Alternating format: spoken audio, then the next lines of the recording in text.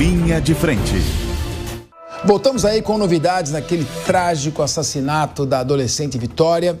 A Polícia Civil de São Paulo indiciou Michael Santos pelos crimes de homicídio qualificado, sequestro e ocultação de cadáver no caso da jovem Vitória Souza, de apenas 17 anos. O corpo da garota foi encontrado em Cajamar, município da Grande São Paulo, no dia 5 de março, após ter sido esfaqueada. A polícia ainda investiga o suspeito. Os laudos periciais estão sendo aguardados para confirmar se vestígios de sangue e cabelo encontrados no carro de Michael são da vítima. A defesa de Michael informou que ele não participará da reconstituição do crime, devido a discordâncias com o interrogatório em que ele o confessou. Então, nós temos aqui cenas trágicas, lamentáveis, uma adolescente, crime passional. Vamos deixar muito claro, o crime emocional é aquele crime feito sob o domínio de violenta emoção. Logo em seguida, a injusta provocação do ofendido. O sujeito, numa explosão de ódio diante de uma provocação indevida, reage e pratica o crime. Ele tem ali um privilégio, uma diminuição de pena. O homicídio passional, não. Passional é movido por paixão. A paixão se difere da emoção. Como diria Ricardo Rous, a emoção é o vulcão que entra em erupção num determinado minuto. Ela é explosiva, abrupta, repentina, momentânea. A paixão é o sulco que vai sendo paulatinamente cavado na terra por força das águas pluviais. É aquele ódio recalcado, aquele egoístico sentimento de posse, a inveja que leva a cometer o crime, o ciúme doentio travestido justamente naquele sentimento de posse de poder. Portanto, temos aqui um crime, ao que tudo indica, já houve confissão. Ele devia ter coragem, não teve coragem de ir lá e matar a menina? Devia ter coragem de participar da reconstrução do crime para mostrar exatamente o que ele fez. Não quer que ninguém testemunhe? Agora todos já sabem. Será que tem mais gente envolvida? Parabéns à Polícia Civil, brilhante trabalho. Parabéns ao doutor Aldo Galeano e toda a sua equipe aí, delegado seccional de Cajamar, delegado antigo, de muita tradição na polícia. Você sabe que o Aldo Galeano, quando ele era delegado de polícia, o Nico, que foi atual secretário adjunto, foi delegado-geral, policial premiadíssimo, era investigador de polícia, eu era promotor do júri. Nós fizemos um arrastão aí, atuando em clínicas de aborto, era promotor do júri, fizemos um belo trabalho na época. O que você acha aí desse crime hediondo, abjeto? O que dizer para os pais dessa moça? Que sociedade violenta que vivemos hoje.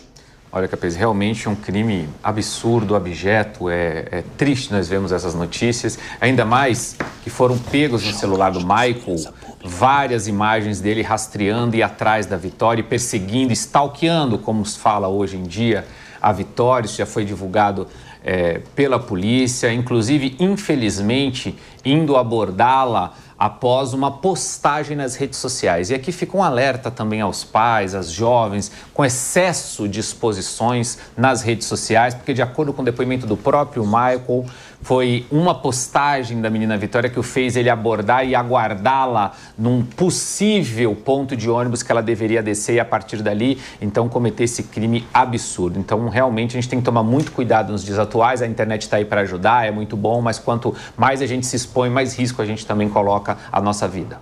Ana Beatriz Hirsch, você é uma advogada forte, poderosa, lutadora, guerreira. Como você vê a situação de fragilidade da mulher na sociedade contemporânea e aqui no Brasil? Os índices de violência doméstica explodem. Quanto mais se faz campanha contra a violência doméstica, quanto mais se recrudesce a legislação, tornando mais severas as penas, mais parece que há uma frequência nisso. Veja essa moça, o sujeito nem era namorado mais dela.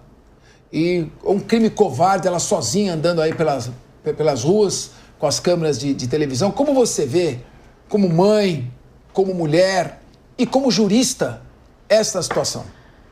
Capês, a gente vê que o Estado falha em proteger as mulheres. Eu acho que não tem outra forma de enxergar uma situação como essa. Seja na questão da segurança, seja numa questão de ideologia mesmo, de ensinar o papel da mulher, de ensinar a importância que a mulher tem. E parece uma besteira, ai, feminista, nanana. Não é isso. Mas é entender o quão vítima de violência as mulheres são até hoje, mesmo em 2025. A Vitória, veja, uma menina que trabalhava, estava voltando do trabalho para casa, uma pessoa que queria sua própria independência, e ela é pega numa armadilha, porque a gente não pode chamar isso de outra coisa, ela foi pega numa armadilha, uma emboscada, por uma pessoa que sabe-se lá se esse relacionamento era mesmo real, se é que aconteceu alguma coisa, e pelo simples fato dela ser mulher, dela estar andando ali sozinha à noite, ele consegue abordá-la e fazer com ela o que ele quer. Então, assim, é uma falência total do Estado para com as mulheres, e a gente tem que repetir sempre a importância de denunciar, a importância de termos mecanismos de conseguir fazer com que as mulheres deixem situações de violência doméstica, porque é muito triste para mim como mãe, como mulher, ver uma menina que tinha a vida inteira pela frente perder a vida pelo simples fato de que talvez ela não tenha correspondido a uma cantada. Meu querido Guilherme Mendes, o grande ex-saudoso ministro Cordeiro Guerra do Supremo Tribunal Federal, que foi também um grande tribuno, dizia que o júri não é instituição de caridade, mas de justiça. Não cuida de enxugar as lágrimas integradas no passivo do crime, mas o sangue derramado na sociedade. Ninguém pode lavar a sua honra com o mais grave dos crimes, que é o crime de homicídio. Afinal de contas, a emoção está nos matrimônios, nos lares, nas maternidades, não está nos necrotérios dos assassinos. Guilherme Mendes.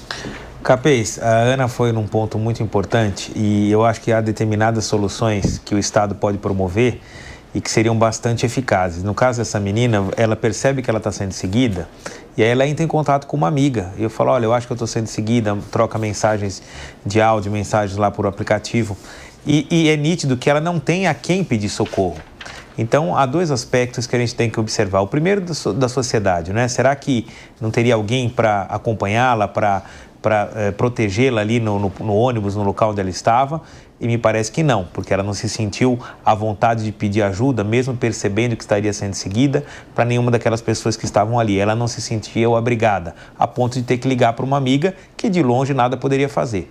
Agora, existe um mecanismo muito eficiente, que é como se fosse um botão de pânico, em que você pode criar um aplicativo e integrá-lo às polícias, de modo que, no caso específico das mulheres, quando estivessem na suspeita de uma situação de risco ou então sofrendo algum tipo de violência, aquilo fosse acionado e automaticamente a polícia da localidade, hoje o georreferenciamento permite isso, seria avisado de que ali teria alguma situação de anomalia.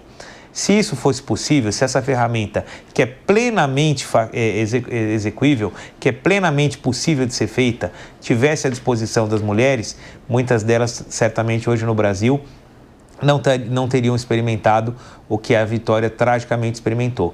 Então, acho que a tecnologia está aí para nos facilitar.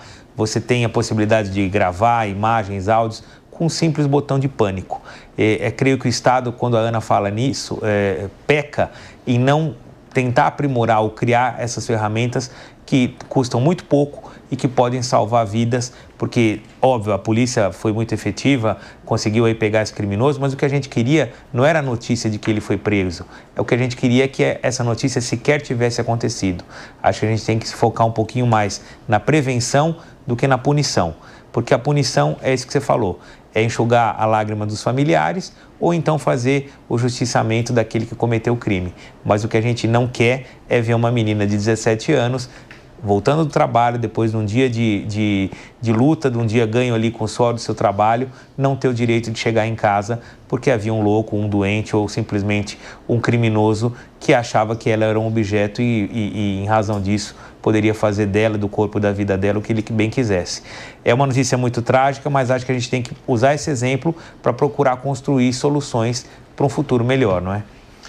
Eu não posso deixar de lembrar aqui do famoso crime da seita de Charles Manson contra a jovem atriz Sharon Tate, que estava grávida, esposa do Roman Polanski, famoso diretor.